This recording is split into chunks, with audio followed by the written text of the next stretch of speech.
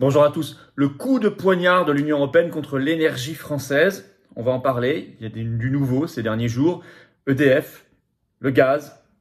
Vous allez voir d'ailleurs avec des choses incroyables. Les sanctions imposées par l'Union européenne font qu'on va chercher une autre forme de gaz russe, plus cher. Enfin bref, je vais vous expliquer tout cela. L'affaire EDF est particulièrement grave. C'est bien parce qu'elle commence à circuler et cette vidéo va y contribuer, je pense, puissamment. Je vous demande de bien vouloir la partager, de vous abonner également à cette chaîne YouTube. Petit bouton en dessous, s'abonner, vous cliquez dessus. C'est évidemment gratuit, c'est instantané évidemment.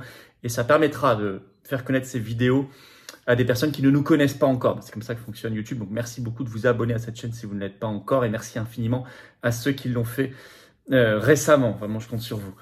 C'est une vidéo importante. Je pense que vous allez apprendre pas mal de choses. Je vous rappelle les rendez-vous, le cortège pour la paix et la liberté, très important, parade Frexit, sortie de l'OTAN aussi bien sûr, et placé sous le signe de la réintégration des suspendus parce qu'on finira au ministère de la Santé. On commence à Palais Royal samedi 19 novembre, le rendez-vous donc à Palais Royal, 14 h à Paris. Très important, organisez-vous, il y aura du monde, d'après ce qu'on me dit, il y aura beaucoup de monde, beaucoup de personnalités de la résistance aussi qui seront là, qui vont prendre la parole. Pensez au covoiturage si vous venez de loin, bien évidemment samedi 19 novembre, voilà, le 17, je suis dans le Var, écrivez à référent 83, tout collé sans accent, @les-patriotes.fr, information, voire réservation, et le 24 novembre à Pau, référent 64, @les-patriotes.fr, pour la même chose, information, réservation. Je suis ravi de vous voir, bien évidemment. On parlait de la réintégration des suspendus, n'oubliez pas la grande pétition nationale, elle est très signée et partagée, elle est en lien sous la vidéo, en description. Je vous attends, patriotes. Voilà, je vous attends. Ça, c'est la carte d'adhérent, la carte orange, vous la connaissez. Elle est là pour témoigner de notre sentiment d'appartenance à un système de belles valeurs, à un combat essentiel pour la liberté.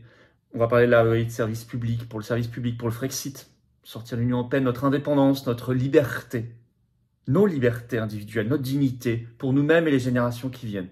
C'est tout cela. Le combat des patriotes, c'est un combat intégralement anti-oligarchique et de résistance populaire. Alors je vous attends, le lien pour adhérer ou reprendre votre adhésion annuelle, c'est pas automatique la réadhésion, c'est à vous de le faire, bien sûr. C'est au bout d'un an que vous n'êtes plus adhérent officiel, donc le lien pour adhérer ou réadhérer, c'est le même. C'est le premier sous la vidéo en description, il est également en commentaire épinglé, et dans les dernières secondes de cette vidéo, en cliquant là ou là, je ne sais pas, sur votre écran. Sous la vidéo en description, il y a un deuxième lien juste en dessous pour faire un don de soutien aux patriotes, vital, absolument vital. Ça permet de faire toutes les choses qu'on ne peut pas faire sinon, parce qu'on n'a pas un euro de financement public le 19 novembre et tout le reste, les dons supérieurs à 500 €, il y a des avantages particuliers, etc. Vous allez y avoir sur le site, mais dans tous les cas, quel que soit le montant, c'est utile, c'est nécessaire, c'est vital, et c'est défiscalisé aux 2/3 pour vous de vos impôts, retiré de vos impôts, comme l'adhésion et la réadhésion. Donc bravo aux donateurs et aux réadhérents, bienvenue aux nouveaux adhérents patriotes. Alors, l'Union européenne veut donner le coup de grâce à notre service public de l'énergie.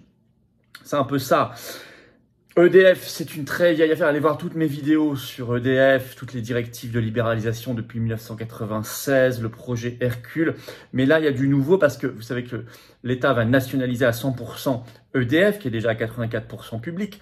Mais ça cache en fait derrière un démantèlement qui est bien en cours de négociation avec Bruxelles. Et là, on en a maintenant la confirmation. Grand papier très important publié dans Marianne le 8 novembre. Il est évidemment toujours en ligne sur les travaux on peut le saluer pour le coup, d'un député PS, Philippe Brun, qui est allé plusieurs fois à Bercy récupérer des documents que Bercy ne voulait pas donner, le ministère de l'économie ne voulait pas donner. Et alors, le titre donc de cet article de Marianne, c'est « Tous les documents de Bercy prévoient bien un démantèlement d'EDF ». Et vous allez voir le rôle de l'Union européenne énorme là-dedans. Et le rôle de notre soumission, la soumission de nos dirigeants à l'Union européenne, bien sûr. Alors, d'abord, pour voir le contexte du travail de ce député, je vous lis un extrait de l'article de Marianne. Le député socialiste Philippe Brun s'est rendu à 2 reprises à Bercy en vue d'exercer un contrôle sur place des documents sur l'avenir d'EDF. Le rapport sur l'opération boursière de nationalisation pour 12,5 milliards de l'énergéticien, bientôt présenté au Palais Bourbon, révèle que le projet Hercule de démantèlement d'EDF demeure le scénario principal, contrairement aux déclarations officielles. Et on va y revenir. Alors, on lit dans cet article, je vous cite, « Toutes les notes préparatoires à l'opération de montée en capital de l'État que j'ai pu consulter, là c'est le député qui parle, évoquent les futures négociations avec les parties prenantes, comprendre la Commission européenne, sur la régulation du nucléaire et la réorganisation du groupe. » Il est ajouté dans cet article, sur les 4 scénarios fixés, tous passent par le démantèlement d'EDF. Il y a 4 scénarios d'avenir, tous passent par le démantèlement d'EDF, 4 sur 4. Il est ajouté ceci dans cet article. Rien n'atteste de l'abandon d'Hercule. Hercule, c'est un projet qui vise à couper EDF en 3 entités, dont certaines seront privatisées les plus rentables, dont les barrages hydroélectriques que l'Union européenne veut privatiser. Si vous n'êtes pas au courant du projet Hercule, allez voir mes vidéos, j'en ai fait sur le projet Hercule. Alors, le journaliste avant pose la question dans cet article de Marianne aux députés. La question c'est est-ce une privatisation qui ne dit pas son nom? Et le député répond, c'est l'hypothèse la plus probable. Il ajoute, la législation européenne interdit un vrai grand EDF intégré. Et il est ajouté enfin ceci dans cet article, la contrepartie sur le nouveau parc nucléaire est bel et bien la cession d'une partie d'EDF. Et ça n'est pas dit aux Français, ça n'est pas dit aux usagers que nous sommes, ça n'est pas dit aux salariés non plus d'EDF. Eh bien, merci de faire circuler cette vidéo, c'est extrêmement important. Plus il y aura de gens informés, en particulier à l'intérieur d'EDF, mais aussi nous qui sommes usagers, et puis citoyens français, on l'a payé tout cela, et c'est notre patrimoine commun. Plus nous pourrons nous lever et nous battre pour cela. Vous voyez l'importance de partager les vidéos. Alors ça c'est le mauvais coup de l'Union européenne sur l'électricité EDF. Sur le gaz, l'Union européenne est en train de donner raison à l'Allemagne contre la France. Dépêche Reuters du 10 novembre. Ce 11 novembre, la Commission européenne propose aux 27 États membres, vous verrez que ça a été fait, j'y reviens juste dans quelques instants, la dépêche Reuters du 10 novembre, la Commission européenne propose aux 27 États membres de l'Union européenne un mécanisme de correction pour le gaz sous la forme d'un corridor conçu pour freiner les flambées de prix, mais pas le plafonnement ferme demandé par de nombreux pays membres selon des sources. Et parmi les pays qui demandent ce plafonnement, il y a la France. Eh ben non, niet. Nein, parce qu'en fait, l'Allemagne n'en veut pas. Il est écrit ceci dans cette dépêche Reuters. L'Allemagne, les Pays-Bas et la Commission européenne affirment qu'un plafonnement risquerait de décourager les fournisseurs et de réduire les incitations à diminuer la consommation de gaz. Écoutez bien cette phrase, de réduire les incitations à diminuer la consommation de gaz, c'est-à-dire il faut une politique de rationnement, autrement dit. Or, la position de la France, c'était bien un plafonnement. Je rappelle, c'est toujours en ligne, cet article du Point du 14 octobre, ce n'est pas vieux, le titre « Plafond du prix du gaz, la France tente de convaincre l'Allemagne ». Eh ben, raté. Caramba, encore raté. Et on sait par un journal belge, l'Écho, de ce 11 novembre, ce qui s'est passé donc à cette réunion européenne du 11 novembre, la Commission européenne a bien présenté ce plan-là, aux 27 représentants de l'Union européenne. Mais il y aura maintenant, je cite, une proposition détaillée le 24 novembre lors d'un conseil des ministres de l'énergie. Et il est écrit dans cet article des Échos, l'affaire commence à traîner en longueur alors que les prix du gaz restent élevés. Je vais ajouter aussi ce que dit un participant à la réunion. Une source diplomatique s'exprime dans l'article, je cite, « Il y a quelque chose de fondamentalement gênant qu'on ait une proposition très claire au Conseil européen et que ni Berlin ni la Commission européenne ne changent. Or, ce qui est demandé, c'est une mesure urgente à court terme. » Eh bien non. Contre la demande et les intérêts français. À tel point qu'on en arrive à des choses incroyables à cause de ces sanctions de l'Union européenne contre la Russie. Article de Politico qui révèle cela le 6 novembre.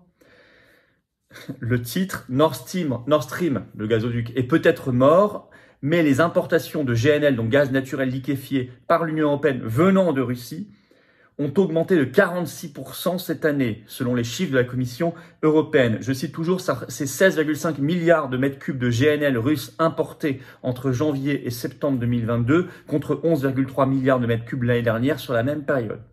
Donc c'est plus 46%. Et par ailleurs, c'est surtout la France. Je cite, un tiers des expéditions de GNL russes vers l'Europe, 3 petits points, vont vers la France, numéro 1. Et près d'un quart vers l'Espagne, numéro 2. Évidemment, inutile de vous dire, donc en fait, pour ne pas prendre de gaz russe par le gazoduc, on le prend de manière naturelle liquéfiée, donc par bateau. Ça reste du gaz russe. On en prend beaucoup plus que jamais, surtout la France. Et inutile de vous dire qu'il est beaucoup plus cher. Donc tout ça nous ridiculise et nous ruine. Voilà le système des sanctions de l'Union européenne contre la Russie. Voilà où on en est. Donc là, c'est coup sur coup sur coup contre notre service public énergétique et nos intérêts. Donc il faut faire savoir tout cela. C'est pas assez su. Évidemment, ça n'est pas dans les débats des grands médias, vous l'aurez bien compris dans la plupart des articles. Bref, faites circuler la vidéo, abonnez-vous à cette chaîne, le petit bouton en dessous, c'est gratuit, c'est instantané, cliquez dessus, profitez-en pour appuyer sur la petite cloche à côté, vous recevrez les notifications plus tard des futures vidéos et des futurs directs sur cette chaîne. Merci d'avance. 2, il faut être souverain. Là, on fait n'importe quoi parce qu'on est une colonie soumise à Bruxelles. Il faut faire le Frexit, il faut sortir de l'Union européenne. Je le dis et le redis, faites-le savoir. Il faut stopper tout de suite, ça on peut le faire tout de suite, stopper les sanctions anti-russes, qui sont des sanctions contre nous. Alors, le plus urgent, c'est EDF. Il faut sensibiliser, je l'ai dit, les salariés, les agents d'EDF, mais aussi tous les parlementaires, tous les députés et sénateurs, en particulier d'opposition. Vous pouvez écrire, toutes les adresses mail sont sur le site de l'Assemblée et du Sénat, en mettant le lien vers la vidéo à votre député, à votre sénateur. Nous allons en parler massivement dans les manifestations. Nous allons écrire à tous les parlementaires. Nous ferons toutes les pétitions qu'il faudra, mais nous allons le faire savoir. Sensibiliser les députés et les sénateurs en particulier sur EDF, le plus urgent. En tout cas, on ne laissera pas faire. Voilà. Et je vous attends. Rendez-vous justement de la résistance, le cortège pour la paix et la liberté, samedi 19 novembre, 14h, Paris, place du Palais Royal. On va jusqu'à la place Pierre-Larocque, bien évidemment. Abonnez-vous à la chaîne, je l'ai dit, et venez aux Patriotes. Voilà, venez aux Patriotes vous battre. Si vous êtes sensible à tous ces combats-là, c'est ici. La maison, elle est là. De tous les souverainistes, de tous les patriotes, de tous les amoureux de la France, de la liberté et de l'humanité digne. Quand vous êtes adhérent, soit en métropole, outre-mer ou à l'étranger, vous êtes mis en relation avec des gens qui pensent comme vous. Concrètement, vous êtes accueillis, vous avez accès à des conférences, des choses particulières. Bref, le lien pour adhérer ou réadhérer, si vous avez adhéré il y a plus d'un an, pensez à réadhérer, c'est le même. Il est le premier lien sous la vidéo en description, il est également en commentaire épinglé. Dans quelques secondes, en cliquant quelque part sur votre écran, vous verrez. Sous la vidéo en description, deuxième lien, c'est pour faire un don de soutien aux patriotes, je l'ai dit. On n'a pas un euro de financement public, on n'a pas d'aide bancaire, on a un mouvement anti-oligarchique, on fait comme on peut. Mais grâce aux donateurs, aux réadhérents, aux adhérents, on peut faire. Tout ça est défiscalisé aux 2/3 pour vous. Voilà. Donc bravo vraiment aux réadhérents et aux donateurs. Bienvenue aux nouveaux adhérents patriotes. Vive la France!